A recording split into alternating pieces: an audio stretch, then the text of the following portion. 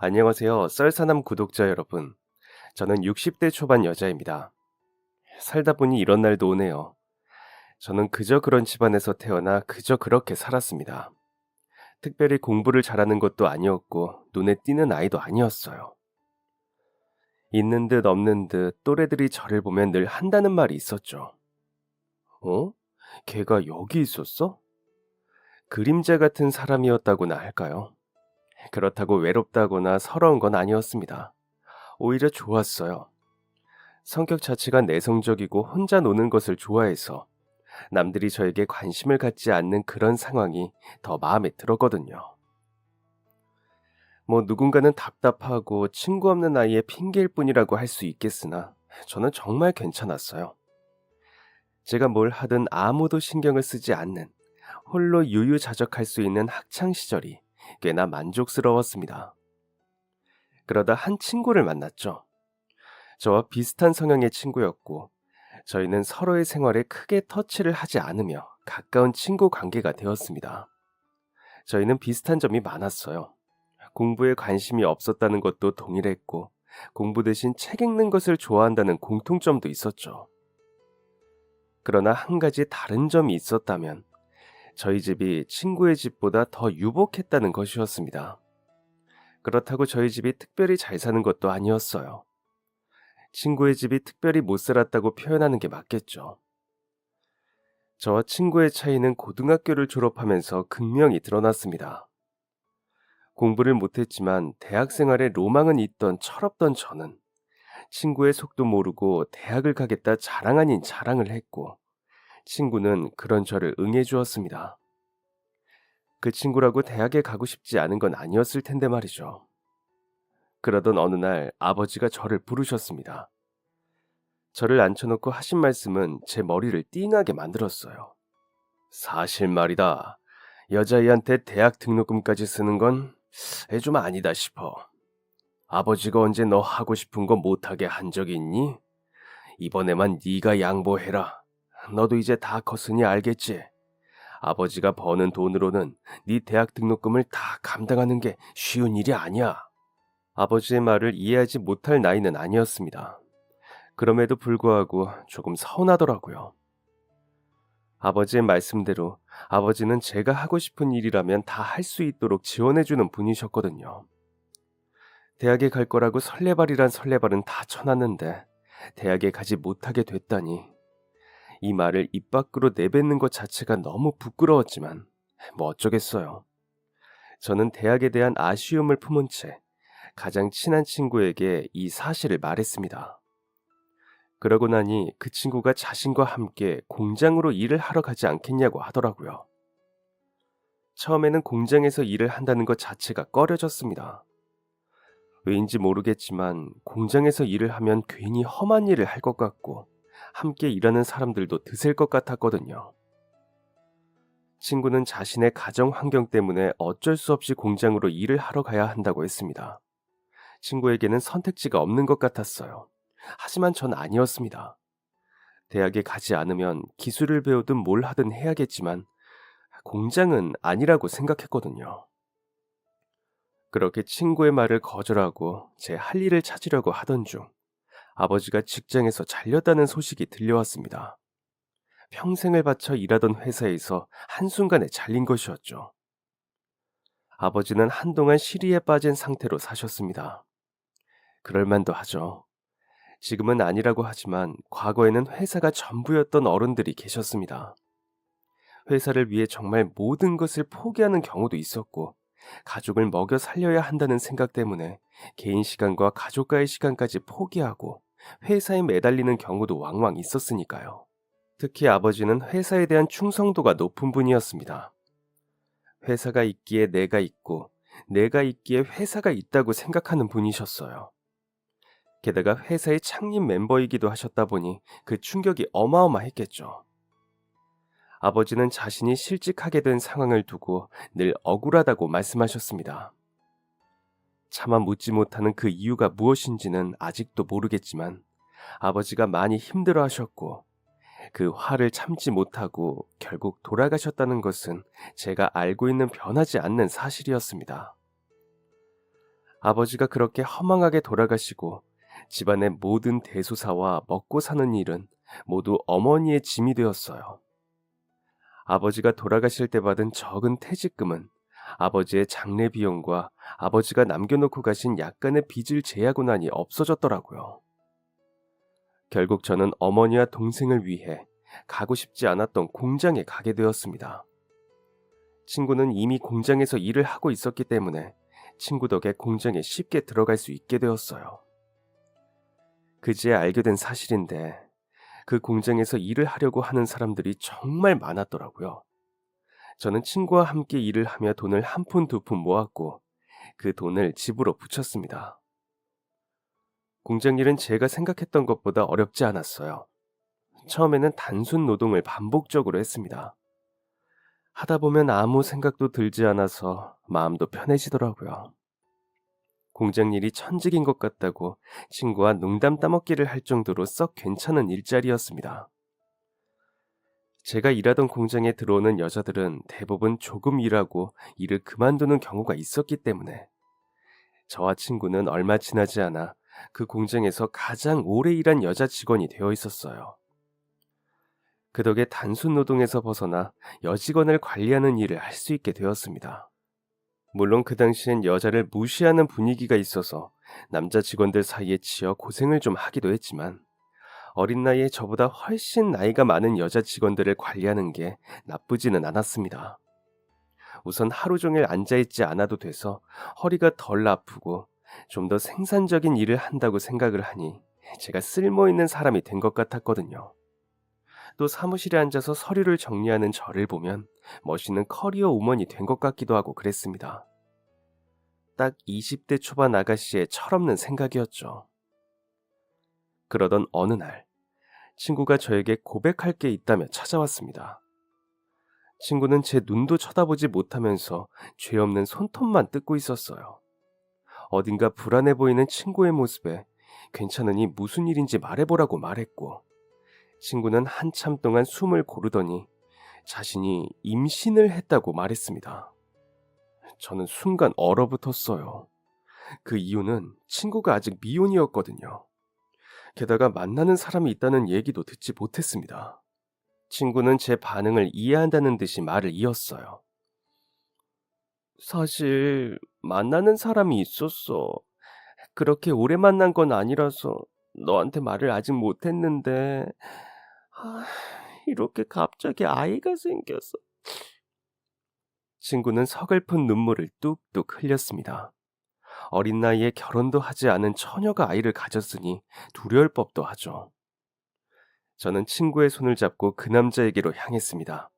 그리곤 고개를 빳빳이 쳐들고 말했죠. 내 친구가 당신의 애를 가졌으니 책임지라고요. 그 남자는 매우 당황한 듯 했습니다. 저는 당당하게 말했지만 사실 속으로는 가슴을 졸이고 있었어요. 저 사람이 친구를 책임지지 않는다고 하면 어떡하지?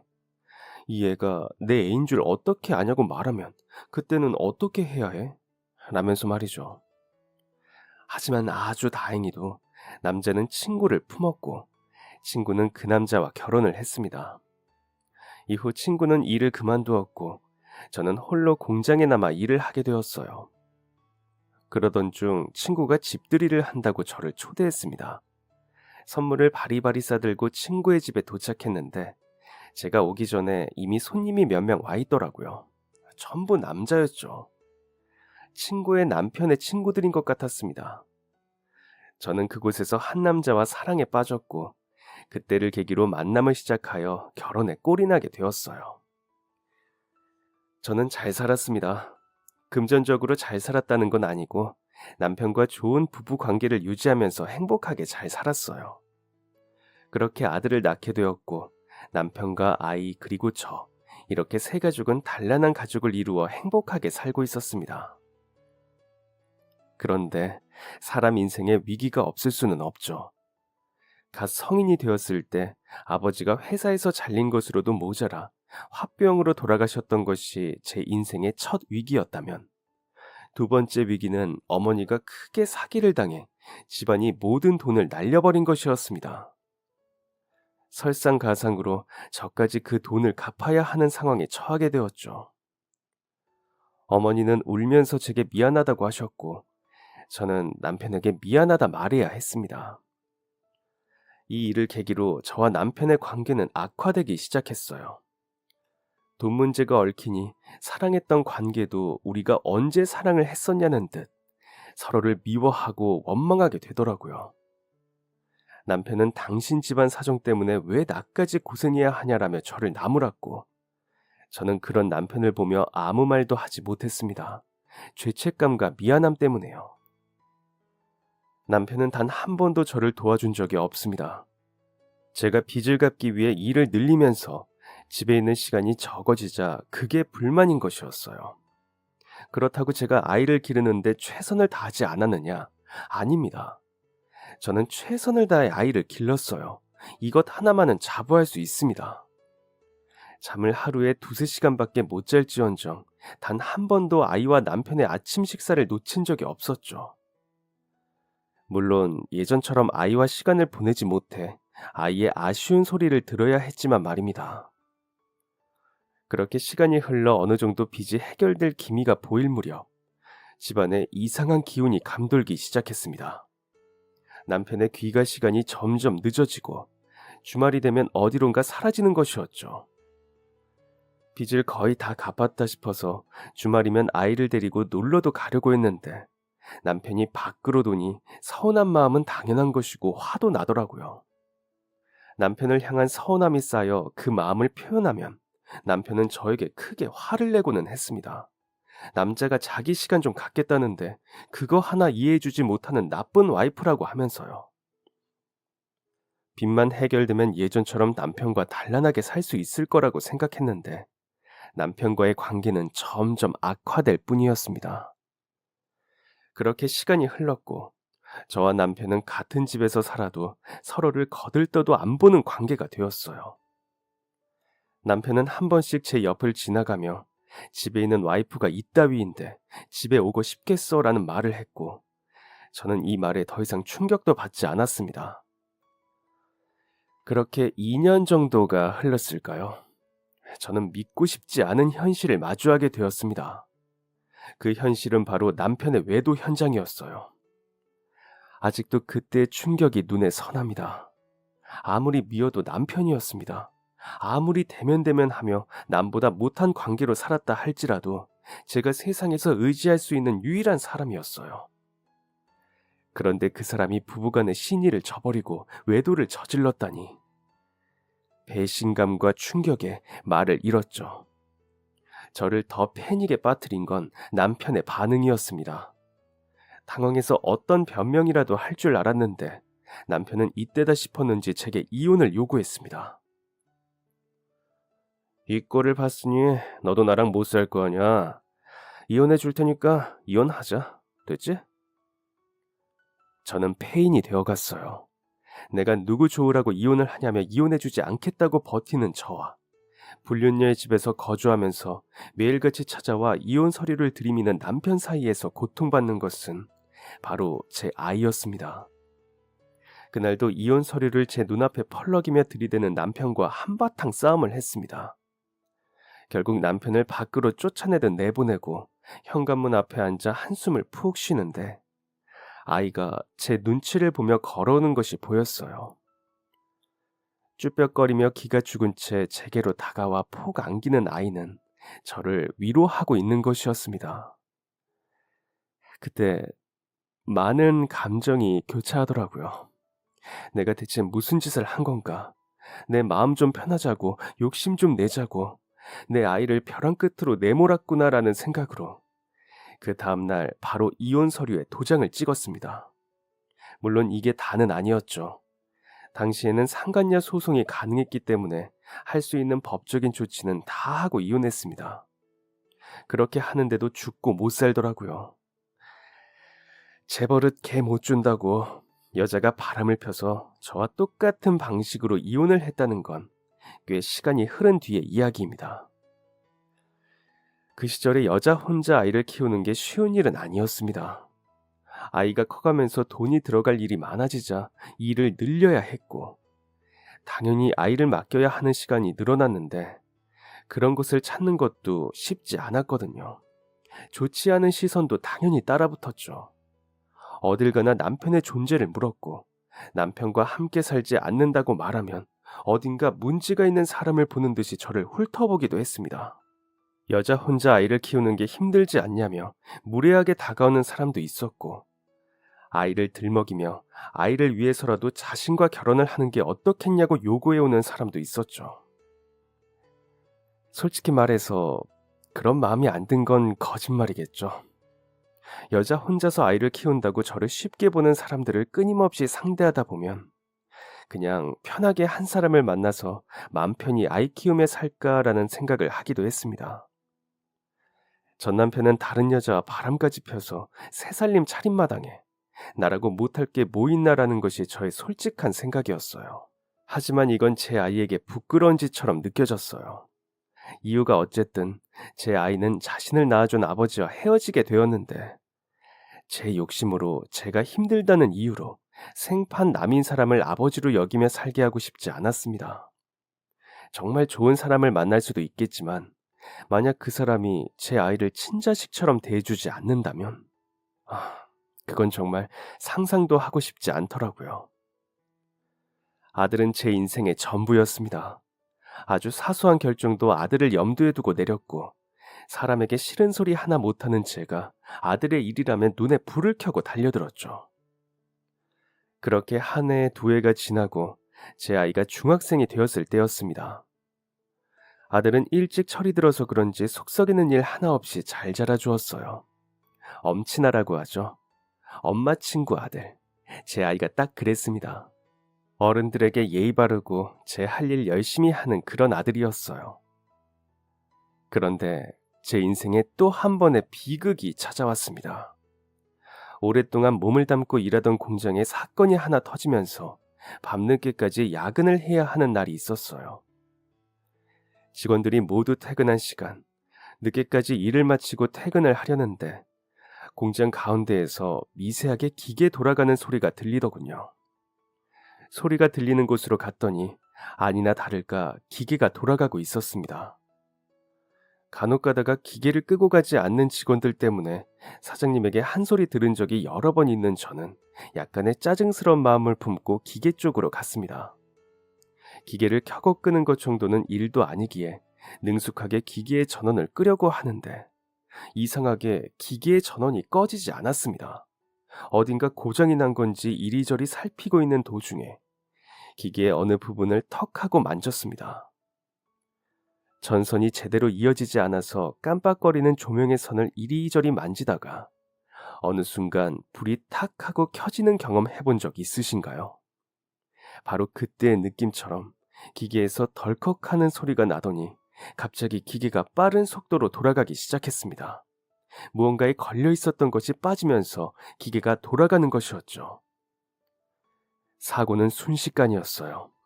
제 손은 기계 안으로 빨려 들어갔고 저는 비명을 지르며 그 자리에 주저앉았습니다. 이미 제 손은 절단되어 있는 상황이었고 통증이 느껴지기도 전에 저는 잘려나간 제 손을 보고 쇼크로 기절을 해버렸죠. 눈을 떴을 때는 이미 병원이었습니다. 공장을 순찰 돌던 경비원이 비명소리를 듣고 왔다가 쓰러진 저를 발견했고 병원으로 옮긴 것이었어요. 이미 모든 처치는 끝나 있었고 제 손은 있어야 할 자리에 있지 않고 오른손의 손목 아래는 횡하니 비어 있었습니다. 의사는 잘려나간 손을 가져올 수 있었다면 봉합을 시도했겠지만 이미 손은 기계 안으로 빨려 들어가 으스러진 상태였고 봉합을 기대할 수 없는 상황이었다고 했어요. 손을 가지고 왔다 하더라도 합병증이나 감염증 때문에 섣부르게 결합수술을 하기도 어려웠다고 했죠. 한동안은 신체 일부분이 절단되었다는 사실을 받아들이지 못했습니다. 더 정확히 표현한다면 손이 절단되었다는 것을 잊고 살았어요. 너무 오랫동안 당연히 있었던 것이니까요. 아무렇지 않게 오른손을 사용하려고 했다가 멈칫하고선 난 손이 없지 라는 것을 깨닫는 시간의 연속이었습니다. 그럴 때면 절망하고 괴로워했어요. 그때 저를 도와준 게 제 친구였습니다. 친구는 절망에 빠져 있는 저를 대신해 제 아이를 돌봐주고 시간을 내어 저를 찾아왔습니다. 친구가 아니었다면 손이 없는 삶에 쉽게 적응하지 못했을 거예요. 오른손잡이였던 제가 왼손으로 글을 쓰고 밥을 먹고 왼손으로 문을 여는 등등 왼손으로 일상을 살아가는 데 익숙해지는 동안 친구에게 많은 도움을 받았습니다. 그렇게 어느 정도 시간이 지난 후에야 일상으로 돌아올 수 있었던 저는 또다시 치열한 삶의 현장으로 나가기 시작했어요. 슬프게도 공장 일을 계속할 수는 없었습니다. 장애가 있는 사람을 관리직으로 써줄리 만무했고 장애인에 대한 좋지 않은 차별적인 시선이 있었거든요. 무엇보다 공장에서 일을 하다 손이 잘렸다 보니 공장 입장에서는 제가 신경 쓰이는 존재였던 것 같습니다. 혹시나 보상금을 많이 요구하지는 않을까라는 걱정도 있고 제가 한쪽 손을 잃은 채로 공장을 활보하면 그곳에서 일하는 사람들에게 불안감이 생길 수도 있는 것이고 여러 가지 문제점이 생길 거라고 생각한 것이었죠. 결국 저는 아주 적은 돈의 보상금만 받고 공장에서 쫓겨나듯이 나오게 되었어요. 20살 때부터 한 아이의 엄마가 될 때까지 몸담았던 곳에서의 마지막은 굉장히 초라했습니다. 하지만 시리에 빠져 있을 시간 같은 건 없었어요. 저에게는 책임져야 하는 아들이 있으니까요. 저는 제가 할 수 있는 모든 일을 했습니다. 한쪽 손이 없는 삶이 얼마나 불편한지 아시나요? 의수를 낀다고 해도 불편한 것은 매한가지입니다. 이런 상황에서도 할 수 있는 일을 찾아다녔어요. 간혹 어린아이들이 손이 없다고 징그럽다며 울고 불쌍하다는 듯 동정어린 시선을 받고 무시를 당할 때마다 제가 처한 상황을 비관했지만 이런 일들을 겪다 보니 마음이 단단해지더라고요. 저는 제가 살아남기 위해 또 아들이 어딜 가서든 기죽지 않게 하기 위해 강해지기로 마음먹었습니다. 그렇게 아들은 점점 성장해갔고 건장한 청년이 되었어요. 저를 닮아서 그런지 공부머리는 없었지만 일머리는 좋은 아이였죠. 아들은 고등학생 때부터 간단한 아르바이트를 시작하더니 성인이 되자마자 회사에 입사했습니다. 고졸임에도 불구하고 회사에 들어갈 수 있었던 이유는 학교를 다니는 동안 틈틈이 자격증 공부를 한 덕이었습니다. 자기 인생을 스스로 개척해 나가는 걸 보니 그동안 치열하게 수고하며 살아왔던 과거를 보상받는 기분이 들고 참 뿌듯하더라고요. 성인이 되면 이젠 부모의 품을 떠나갈 준비를 해야 하니 저도 언젠가는 아들을 떠나보낼 생각을 하고 그때가 찾아오는 날을 기대하고 있었습니다. 그런데 이런 식으로 아들을 품에서 보내려고 한 적은 단 한 번도 없었어요. 아들이 군대를 다녀온 지 얼마 되지 않은 시점, 아들이 여자를 소개해준다는 이야기를 했습니다. 소개는커녕 여자친구가 있다는 말을 한 번도 듣지 못했기 때문에 기쁜 마음으로 아들이 소개해준다는 여자를 만날 날을 기다렸습니다. 약속 날짜 당일, 아들의 여자친구는 참한 모습으로 인사를 건네었어요. 아들의 말처럼 참하고 조신해 보이는 아가씨였죠. 저는 상다리가 부러지게 음식을 차려 대접하고 궁금했던 것을 이것저것 물어보았습니다. 둘은 동네에 있는 다방에서 만났다고 합니다. 생각하지 못한 의외의 장소에서 만남을 가졌다는 생각도 잠시. 저는 아들의 여자친구에게 물었어요. 그래서 무슨 일을 하고 있어요? 아들의 여자친구는 살짝 당황한 듯한 미소를 짓더니 이내 다방에서 일해요 라고 대답했습니다. 저는 얼어붙었어요. 그때야 다방이 지금보단 많았다지만 다방에서 일하는 아가씨가 좋게 보일 리가 없죠. 아들의 여자친구는 제 반응이 영 좋지 않자 아들을 흘끗흘끗 쳐다보았고 아들은 변명을 늘어놓았습니다. 아니 엄마, 얘가 거기서 일을 하고 싶어서 일을 하는 게 아니라 집안 사정이 안 좋아서 그래. 장녀인데 동생이 셋이나 된다고. 동생 셋을 먹여 살리려면 돈을 많이 주는 곳에서 일해야 하는데 그 기술 없고 배운 거 없는 여자가 일할 수 있는 곳이 얼마나 있겠어. 엄마도 알잖아. 그런 상황에 여자가 어떻게 돈을 벌어야 하는지. 기가 차서 말이 안 나오더라고요. 제가 알기는 뭘 합니까? 저는 돈을 벌어야 하는 상황에서도 공장에서 일을 했고, 그것으로도 돈이 부족하면 일을 늘렸습니다. 그날은 제가 처음으로 아들에게 매우 실망한 날이 되었어요. 하지만 아무리 그렇다고 해도 자식 이기는 부모 없다고, 저는 아들의 소원대로 아들의 결혼을 인정해 주었고, 이젠 며느리가 된 아이를 사랑으로 품어주고자 노력했습니다. 또 며느리도 참 잘했어요. 제가 결혼을 썩 반기지 않았던 것을 알기에 시어머니를 대하는 게 어색할 법한데도 사근사근하게 참 잘했습니다. 나중에는 이런 아이가 다방 아가씨로 일을 하면서 얼마나 힘들었을까. 그곳에서 일을 하게 된 것은 그만큼 궁지에 몰렸기 때문이라는 생각도 하게 되었죠. 실제로 며느리를 통해 들은 며느리의 인생도 참 기구했습니다. 손이 잘리면서 내 인생도 참 기구하다고 생각했는데, 며느리는 며느리만의 고충이 있었더라고요. 부모님 없이 할머니 손에 자랐는데 할머니는 몸이 좋지 않은 분이었다고 합니다. 그래서 국민학교에 갓 들어갔을 때부터 집안일과 할머니의 병수발은 모두 며느리의 몫이었다고 해요. 게다가 동생도 한 명 있어서 동생을 챙기는 것까지 그 어린아이가 해야만 했죠. 고사리 같은 손으로 라면을 끓이고 달걀 프라이를 하고, 달걀 프라이를 어떻게 하는지 몰라서 달걀 껍데기가 잔뜩 들어간 프라이를 먹기도 했다고 하더라고요. 그때는 그렇게 먹는 게 당연하다고 생각했다고 합니다. 게다가 이런 상황을 안타깝게 생각해주는 이웃이라도 있다면 좋았을 텐데, 그런 이웃도 없었다고 하더군요. 도움을 주지는 못할 망정 힘들게 사는 며느리의 가족들을 괄시하고 무시하고 피했다고 합니다. 월세가 이틀이라도 밀리면 집으로 찾아와서 아직 어린 며느리를 쥐잡듯이 잡았다죠. 가까이 지내는 친척들은 없었냐 물으니 그런 사람도 없었다고 합니다. 어린 나이에 얼마나 힘들었을지, 자식 키우는 엄마 입장에서 그 이야기를 들으니 가슴이 아프더라고요. 아들을 통해 힘들게 살아왔다는 건 들었지만 이 정도일 줄은 꿈에도 몰랐습니다. 며느리의 기구한 인생은 여기서 끝이 아니었어요. 며느리의 어머니는 며느리를 할머니에게 맡기고 도망을 갔다고 합니다. 아주 어릴 때라 정확한 이유는 모르지만 자신이 알기로는 남자가 생겨서 새 출발을 하기 위해 떠난 것 같다고 했죠. 할머니가 항상 어머니를 두고 남자에 미친 못된 년이라고 말을 하셨다고 하더라고요.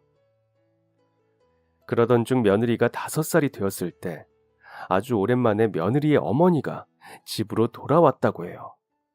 아주 어렸을 적에 할머니에게 맡겨진 것이었지만 피는 물보다 진해서인지 며느리는 어머니를 보자마자 저 사람이 자신의 어머니라는 것을 알았고, 이젠 어머니와 함께 살 수 있다는 생각에 매우 기뻐했다고 해요.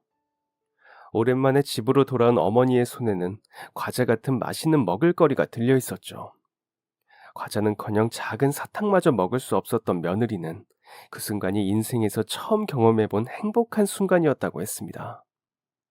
그런데 며느리의 어머니의 손에 들려 있었던 것은 간식거리만이 아니었습니다. 어머니의 등에 있는 어린아이가 꿈틀거리며 엎혀 있었죠. 돌도 지나지 않은 어린아이였는데 그때는 마냥 좋았다고 합니다. 어머니가 돌아왔고 예쁜 동생까지 생겼으니까요. 같이 노는 친구들 중에 동생이 있는 아이들이 항상 부러웠는데 자기에게도 동생이 생겨 많이 기뻤었다고요. 그런데 그 행복은 오래가지 않았습니다. 어머니는 다시 돌아온 지 정확히 이틀 만에 다시 집을 나갔어요. 이번엔 돌도 지나지 않은 아이를 두고 떠난 것이었죠. 그때부터 할머니는 평소보다 더 오래 밖에서 야채를 팔아야 했어요. 궂은 날씨에도 나가서 야채를 팔다 보니 당연히 몸 상태는 점점 안 좋아졌고, 며느리는 어린 동생의 뒤치다꺼리를 하느라 놀지도 못하고 집에 붙어서 할머니만을 기다렸다고 했죠. 5살배기 어린아이가 돌도 안 된 아이의 기저귀를 갈고 분유를 타먹이는 일이 가능할 것 같냐고 물어보는 며느리를 보고 저는 아무 대답도 하지 못했습니다. 불가능할 거라고 생각했던 일을 며느리는 겪어왔던 것이니까요. 이 말을 하는 며느리의 표정을 보는데 얼마나 안타깝던지, 며느리의 과거를 보고 무작정 결혼을 반대하고 저런 일을 할 수밖에 없었나라고 생각했던 제 모습이 부끄러워졌습니다. 사람에게는 각자의 사정이 있는 건데 그 사정을 알아주려고 노력도 하지 않고 제 기준으로만 판단한 거였으니까요.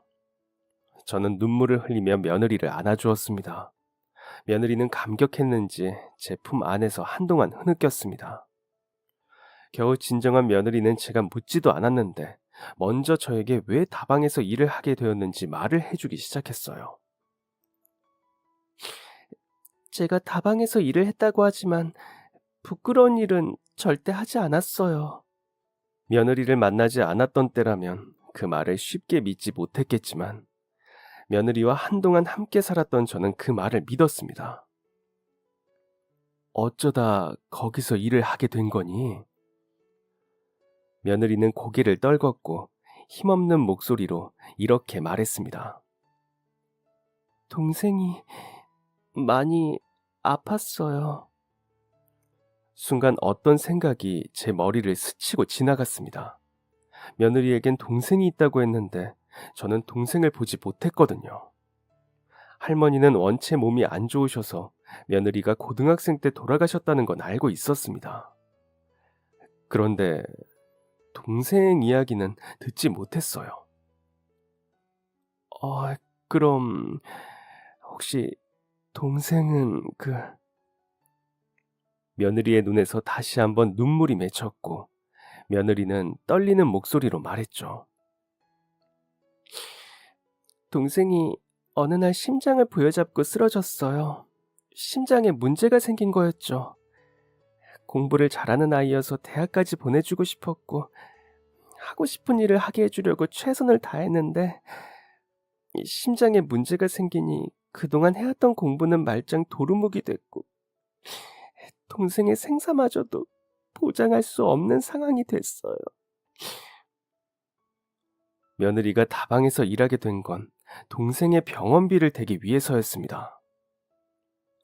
당장 수술을 해야 하는데 모아둔 돈은 턱없이 부족하고 변변찮은 직업도 없는 저한테 돈을 빌려주는 곳은 없었어요. 그러다 아주 우연히 제가 일하던 다방 사장님을 알게 됐는데 그분이 돈을 빌려줄 테니 돈을 갚는 동안 자기 다방에서 일을 하라고 하시더라고요. 그래서 거기서 일을 하게 된 거예요. 수술을 했으면 동생이 상태가 호전됐어야 했는데 동생은 수술 직후에만 차도를 보이더니 얼마 지나지 않아 순식간에 병이 악화되었다고 합니다. 손쓸 도리가 없었다고 했죠.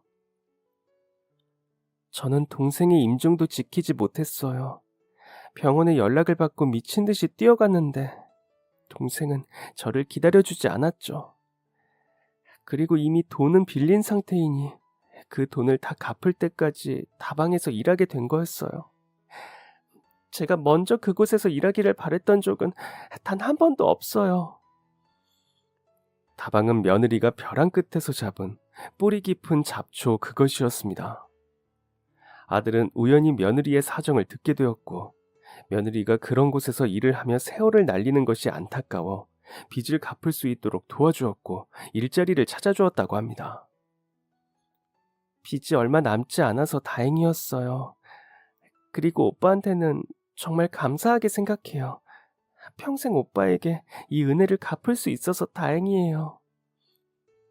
전 그제서야 둘 사이가 유달리 애틋한 이유를 알았습니다. 며느리는 자기가 먼저 저를 모시고 살겠다며 저희 집으로 들어왔습니다. 고마운 일이었죠. 손이 없는 삶에 익숙해졌다고 하더라도 불편한 것들이 분명히 있었거든요. 그렇게 우리는 한 집에서 살기 시작했어요. 두 아이는 아주 행복하게 이상적인 부부의 모습으로 가정을 잘 꾸려 나갔습니다. 그런데 둘 사이에 한 가지 아쉬운 점이 있었어요.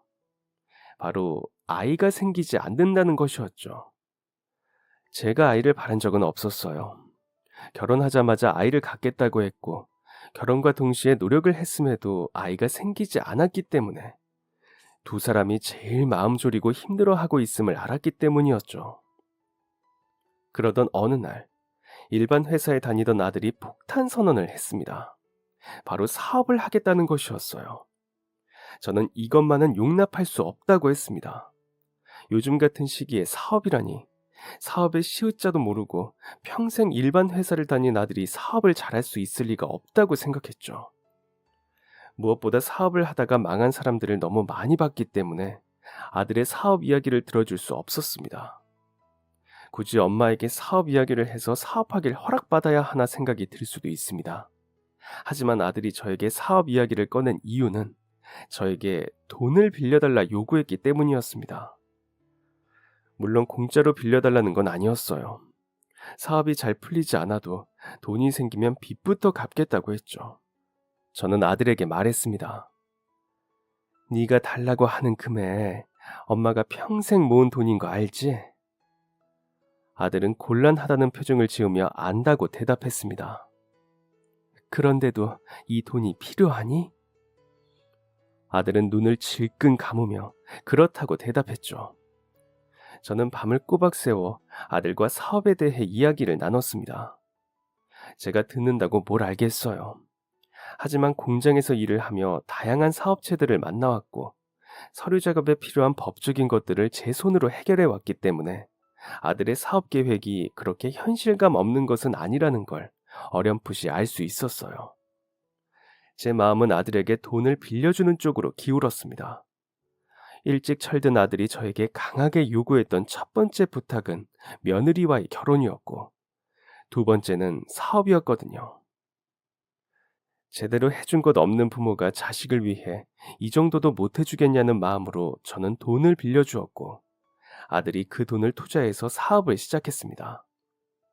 동업자인 형과 한다던 사업은 생각보다 잘 풀렸어요. 엄청난 변화는 아니었지만 조금 큰 집으로 이사를 가기도 했고 회사원 월급으로 허리띠를 졸라매며 생활했던 며느리도 어느 정도 여유를 찾았습니다. 그동안 주지 못했던 선물도 사주고 저는 처음으로 꽃구경이라는 걸 다녀왔죠. 그런데 위기는 늘 가장 행복할 때 닥치는 것 같습니다. 집에서 약속을 나간 며느리를 대신해 집안일을 하고 있는데 전화가 걸려왔어요. 박민수 씨 집 맞나요?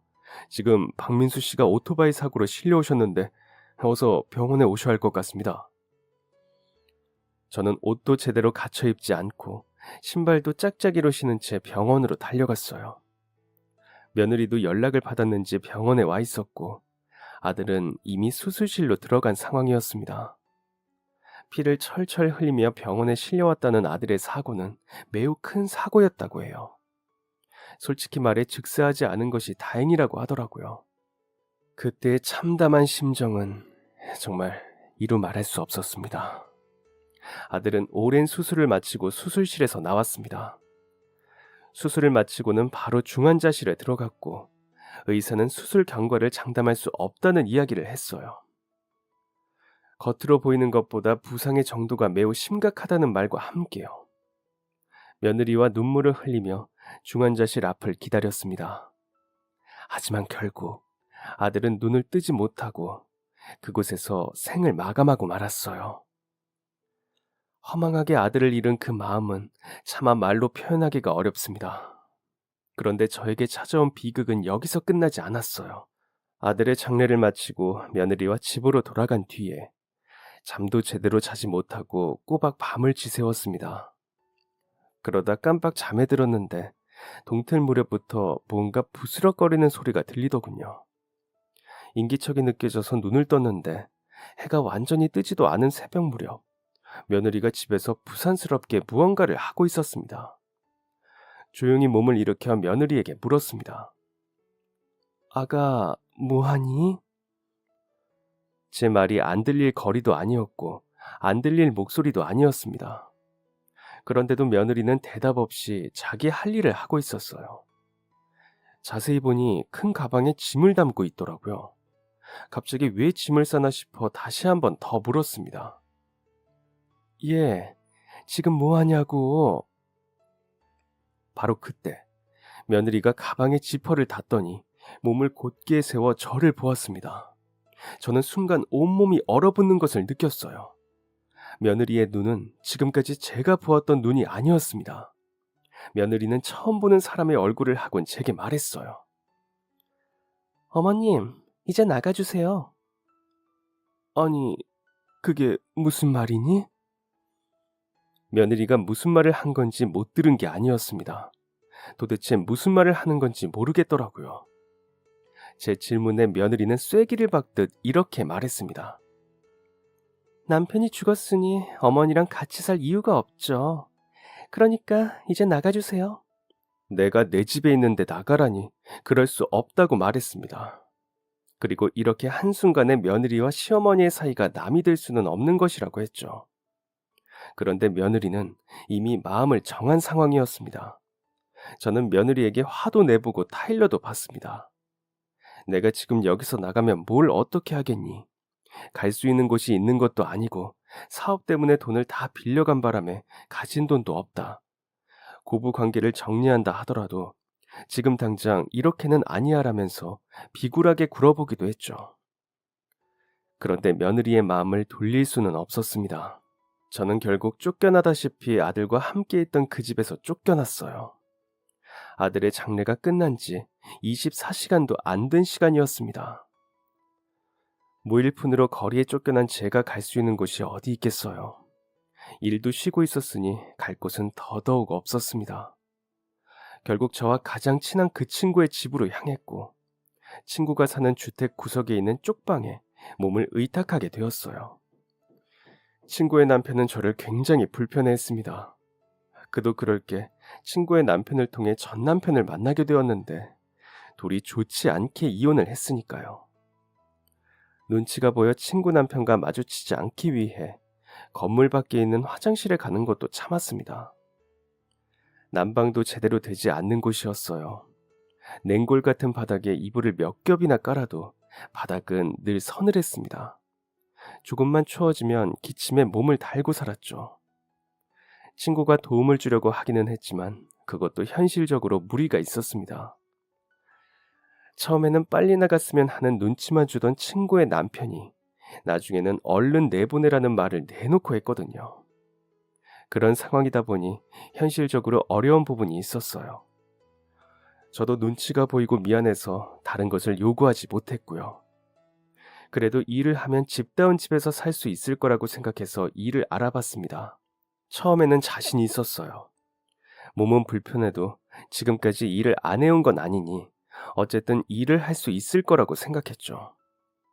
그런데 도무지 일자리가 구해지지 않았습니다. 그래서 일용직 일자리처럼 그날그날 인력사무소에 나가서 할 수 있는 일을 찾았어요. 가정부부터 청소까지. 손이 없는 걸 알면 한 손만으로 무슨 일을 하겠냐며 일을 못하게 하는 경우가 대부분이었지만 운이 좋으면 저를 측은하게 여겨서 일을 할 수 있게 해주는 사람들도 있었습니다. 매일같이 일을 하지 못하다 보니 살림이 나아질 리가 없죠.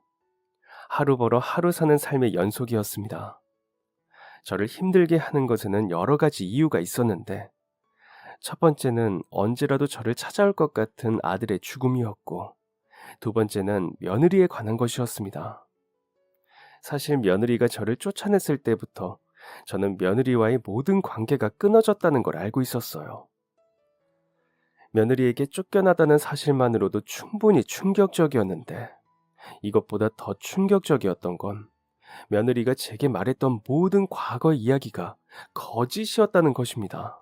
며느리는 불우한 어린 시절은 보낸 적도 없고 다방 아가씨로 일하게 된 것도 본인이 원해서였어요. 돈을 쉽게 벌 수 있다는 말에 혹해서 다방 아가씨가 됐고 다방 아가씨로 일을 하면서 씀씀이가 커지자 쉽게 돈을 벌 수 있는 다방일 말고는 다른 일은 못하게 되었던 것이죠. 이 사실을 알고 얼마나 충격을 받았는지 모릅니다. 그래서 이 이야기를 들은 뒤에 며느리를 찾아갔어요. 이 일이 사실이냐 묻자 며느리는 저를 눈앞에 거슬리는 파리 보듯 하면서 이렇게 말했습니다. 그래서요. 어차피 남인데 그것 따져서 뭐 하는데요. 기가 찼습니다. 이런 사실도 모르고 깜빡 속아 결혼한 내 아들이 이런 여자를 아내로 삼아 잘 살아보겠다고 제 목숨 깎아 일하던 내 아들이 너무 불쌍해서 견딜 수가 없었어요. 며느리는 저에게 쐐기를 박아야겠다고 생각했는지 이렇게 말했습니다. 그쪽도 새 출발해야죠. 남편 잘 만나서 잘 먹고 잘 사는 게 제 꿈이었는데 갑자기 남편이 가버리는 마당에 얼마나 곤란해졌는지 아세요? 저는 새 출발해서 다른 좋은 남자 만날 거니까 이제 그만 제 인생에서 사라져 주세요. 며느리가 저를 그렇게 단칼에 내쫓은 이유는 자신의 새 출발 때문이었습니다. 몇 년 동안 살을 부대끼며 어머님, 새아가 하며 지냈는데 아주 다른 사람처럼 한순간에 돌아선 것이었어요. 그렇게 집으로 돌아와서는 일도 가지 못하고 멍하니 시간만 보냈습니다. 찬장에 라면이 떨어지면 겨우 나가서 일을 해 일당을 벌었고 그걸로 라면을 샀습니다. 또 그 라면을 다 먹을 때까진 아무것도 하지 않다가 라면이 떨어지면 나가서 일을 하고 이런 생활의 반복이었죠. 그러던 어느 날 누군가가 저희 집 문을 두드렸어요. 문을 열어보니 친구의 남편이더라고요. 친구의 남편은 제가 밖에 나가지도 않고 폐인처럼 있는 것을 매우 극도로 혐오했기 때문에 문 앞에 서 있는 친구의 남편은 저를 벌레 보듯 보고 있었어요. 그 눈빛에 익숙해진 저는 아무렇지 않게 무슨 일이냐고 물었고 친구의 남편은 밖에 사람이 왔으니 나가보라는 말만 남기곤 휙 돌아서 가버렸어요. 저를 찾아올 사람이 없기 때문에 의아해하며 대문으로 나갔습니다. 대문 앞에는 멀끔한 청년이 서 있었는데 제 아들 또래였어요. 이런 사람이 저를 찾아올 이유가 없기 때문에 저는 처음에 집을 잘못 찾아온 줄 알았습니다. 그런데 그 남자는 제 아들의 이름을 또렷하게 말했고 떨리는 목소리로 제게 민수의 어머니가 맞냐고 물었어요. 저는 그렇다고 말했고 제 대답이 들리자마자 그 남자는 다리에 힘이 풀리는 듯 벽을 짚으며 오열했습니다. 그리고는 제게 죄송하다는 말을 계속 반복하며 했어요. 처음 보는 멀끔한 청년이 손 없고 깡마른 폐인 같은 여자 앞에서 울며 죄송하다고 하는 모습이란 매우 아이러니해 보였습니다. 저는 당황스러운 마음에 겨우 청년을 일으켰고 보잘것없는 방이었지만 그곳으로 청년을 데리고 들어왔습니다. 빛도 제대로 들지 않고 찬기가 흐르는 제 방을 본 청년은 다시 한번 흐느끼면서 울었어요. 제가 너무 늦게 찾아와서 죄송합니다, 어머니. 대체 누구길래 나를 어머니라고 부르는 건지, 대체 왜 나에게 미안하다는 건지 궁금했어요. 혹시 미친 사람이 아닌가라고도 생각했습니다. 겨우 청년을 진정시킨 뒤에 들은 내용은 가히 놀라웠습니다. 청년은 아들과 함께 사업을 했던 동업자였어요. 민수가 그렇게 되고 나서 차마 앞에 나타날 수가 없었어요. 얼마 전까지만 해도 사업이 잘 풀리지 않아서 파산 신청을 한 해 만에 하는 상황이었거든요. 괜히 민수가 저 때문에 그렇게 된 것 같아 나타날 수가 없었습니다. 죄송합니다, 어머니. 그러면 지금은 어떻게 왔어요? 왜 갑자기 찾아온 거죠? 이 말을 마치자 아들의 동업자는 가방에서 두꺼운 서류 뭉치를 하나 꺼냈습니다.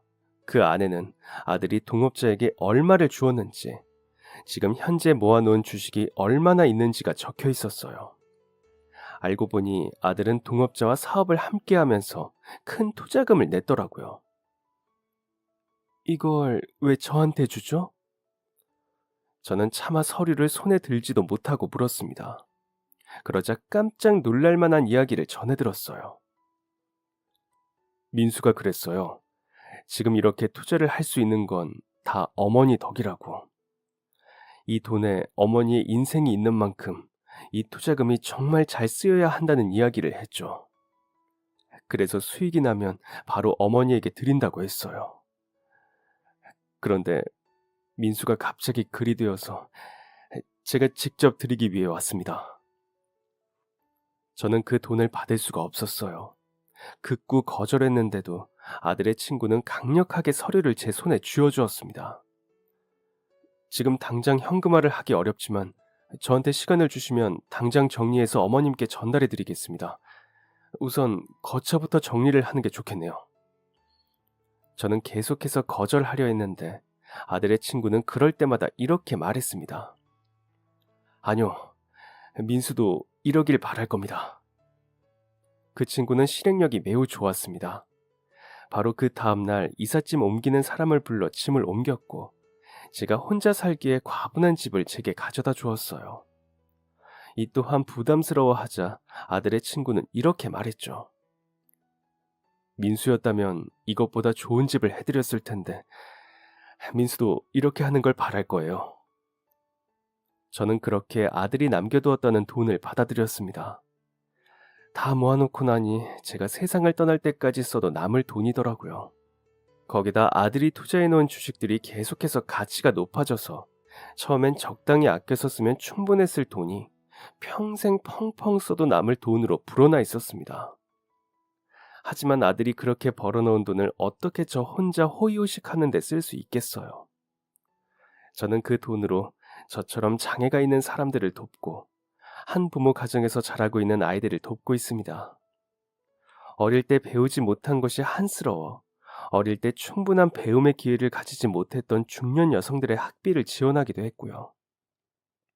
아주 크게 하는 것은 아니지만 제 손길이 닿을 수 있는 곳에는 최대한 도움을 주려 하고 있습니다. 저를 쫓아내고 아들을 배신했던 전 며느리는 새 출발을 한다며 만난 남자에게 제대로 사기를 당하고 길바닥에 나앉는 신세가 되었고 아들이 남겨놓았던 전세금까지 탈탈 털린 데다가 본인 명의로 빚까지 졌다고 하더라고요. 소위 말하는 제비에게 딱 걸려버린 것이죠. 정말 속 시원한 결말이 아닐 수가 없습니다. 그리고 저는 앞으로도 저와 비슷한 처지에 놓인 어려운 사람들을 돕고 살며 남은 인생을 의미 있게 살아갈 예정입니다. 아들이 남겨준 선물을 좋은 뜻이 있는 곳에 사용하는 것이 먼저 하늘로 떠난 아들을 위하는 일이라고 생각해요. 그럼 지금까지 사연 들어주셔서 감사합니다. 사연이 재미있으셨다면 구독과 좋아요 부탁드려요. 감사합니다. 안녕히 계세요.